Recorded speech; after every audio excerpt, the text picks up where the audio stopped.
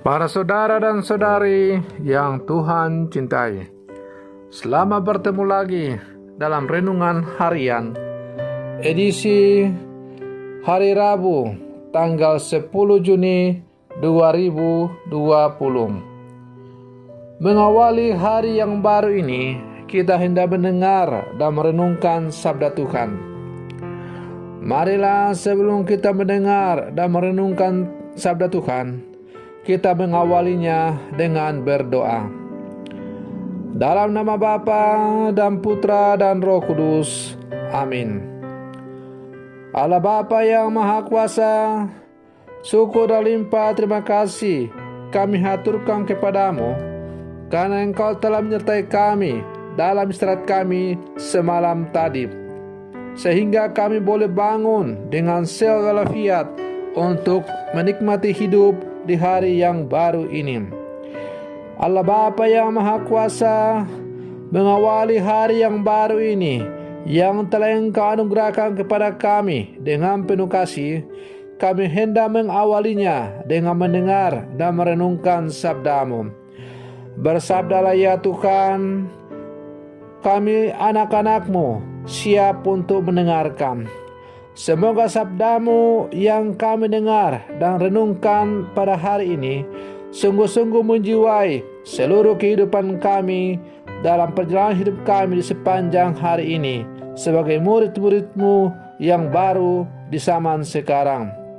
Terpujilah Engkau Bapa, Putra dan Roh Kudus, kini dan sepanjang segala masa. Amin. Para saudara dan saudari yang Tuhan cintai, sabda Tuhan yang hendak kita dengar dan kita renungkan bersama diambil dari Injil Matius pasal 5 ayat 17 sampai 19. Tuhan sertamu. Inilah Injil Tuhan kita Yesus Kristus menurut Santo Matius. Dalam khotbah di bukit, Yesus berkata, "Janganlah kalian menyangka bahwa aku datang untuk menyediakan hukum Taurat atau kitab para nabi. Aku datang bukan untuk menyediakannya, melainkan untuk menggenapinya. Karena aku berkata kepadamu, sungguh selama belum lenyap langit dan bumi ini, satu iota atau satu titik pun tidak akan ditiadakan dari hukum Taurat sebelum semuanya terjadi.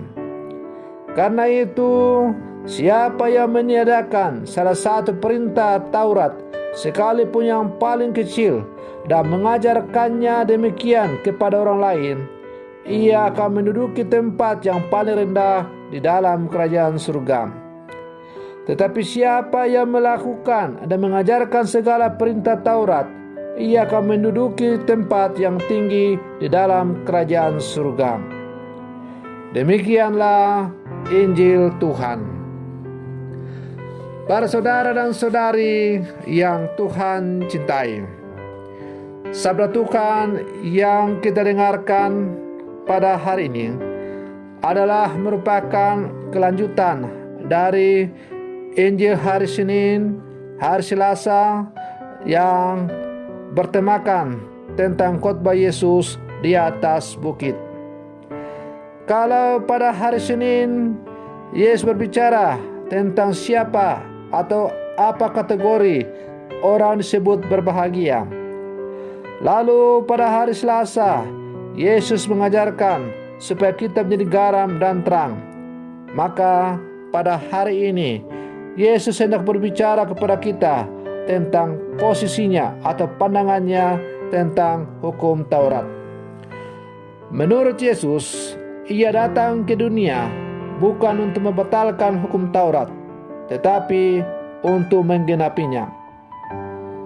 Apa arti kalau Yesus mengatakan bahwa ia datang ke dunia bukan untuk membatalkan hukum Taurat, tetapi untuk menggenapinya? Menurut hakikat dan semangat yang terdalam, yaitu untuk mengasihi Allah. Hidup, ajaran, dan karya penebusan Kristus adalah penggenapan hukum Taurat. Ia menegaskan pula bahwa perjanjian lama adalah firman Allah yang kekal. Artinya, perjanjian lama menyatakan kehendak Allah yang tidak berubah bagi umat manusia. Oleh karena itu, siapapun yang melalaikan atau melanggar satu perintah saja dari firman itu, ia telah melanggar seluruh firman Tuhan. Ia bukan anggota kerajaan surga. Para saudara dan saudari yang Tuhan cintai, atau dengan kata lain, kalau Yesus mengatakan bahwa ia datang ke dunia bukan untuk membatalkan atau menghilangkan hukum Taurat, tetapi untuk menggenapinya, itu berarti Yesus mau mengatakan bahwa hukum Taurat itu baik isinya, tetapi hukum itu tidak boleh dilakukan demi hukum itu sendiri, atau kita jatuh dalam sikap legalisme, sehingga orang merasa terbeban, terbelenggu, dan merasa berdosa jika tidak melaksanakannya. Hukum Allah diberikan untuk membebaskan manusia dari berbagai beban-beban, bukannya justru untuk membuat beban baru bagi manusia.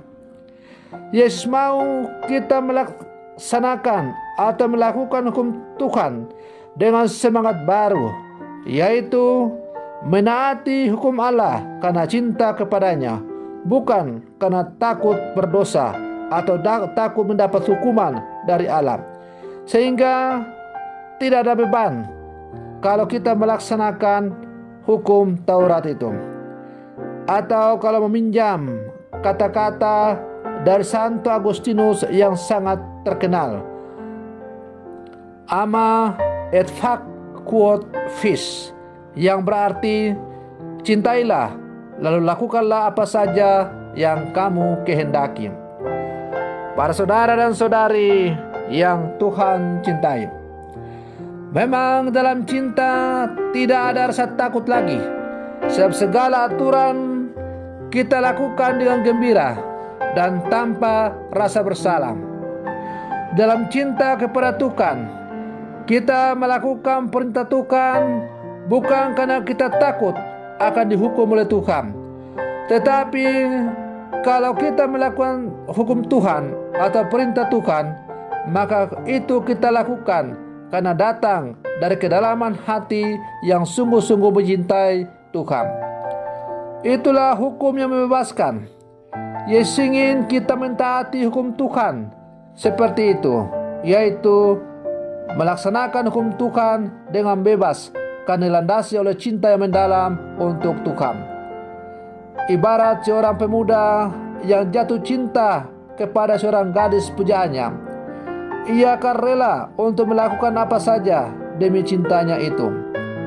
Maka demikian pula halnya kalau kita sungguh-sungguh mencintai dan mengasihi Allah, maka kita akan dimampukan untuk melaksanakan apa saja yang diperintahkan oleh Tuhan.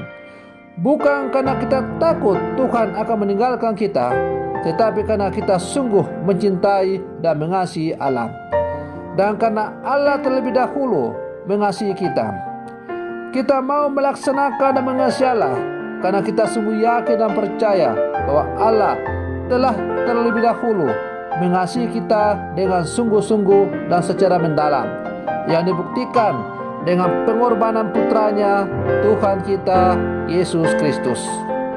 Maka kalau Yesus juga mengatakan bahwa ia datang ke dunia untuk menggenapi hukum Taurat, itu artinya bahwa Allah telah menyempurnakan hukum kasih-Nya dengan perbuatan yang sungguh-sungguh nyata, yaitu dengan mengutus putra tunggalnya ke dalam dunia untuk membawa pembebasan bagi setiap orang yang percaya kepadanya.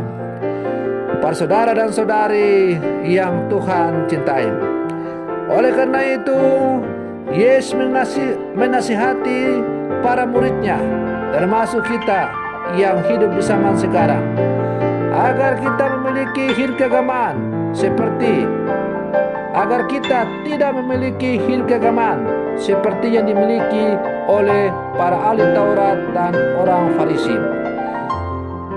Hidup keagamaan para ahli Taurat dan orang Farisi dikritik oleh Yesus karena mereka melaksanakan perintah-perintah Tuhan dengan penuh kemunafikan.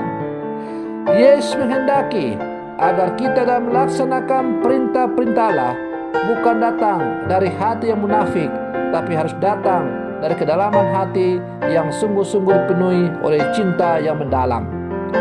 Para saudara dan saudari yang Tuhan cintai, Yesus ingin agar kita, para muridnya, melakukan firman Tuhan dengan sungguh-sungguh, mulai dari dalam hati, bukan hanya sekedar tingkah laku lahiriah, tetapi apa yang kita tampilkan keluar melalui perbuatan-perbuatan itu datang dari kedalaman iman yang sungguh-sungguh mendalam. Atau dengan kata lain, hendaklah kita bukan hanya menjadi pendengar, tetapi hendaklah juga menjadi pelaku dari firman itu. Firman yang telah kita dengar, kita resapkan dalam hati kita, dan akhirnya firman yang telah kita resapkan itu menggelorakan hati kita, cinta kita untuk mewujudkan apa yang diajarkan oleh Tuhan. Para saudara dan saudari yang Tuhan cintai, kalau kita melaksanakan segala sesuatu yang diperintahkan oleh Allah kepada kita dengan penuh kebebasan, maka hukum itu akan menjadi sumber pembebasan bagi manusia. Dan itulah yang dikehendaki oleh Allah.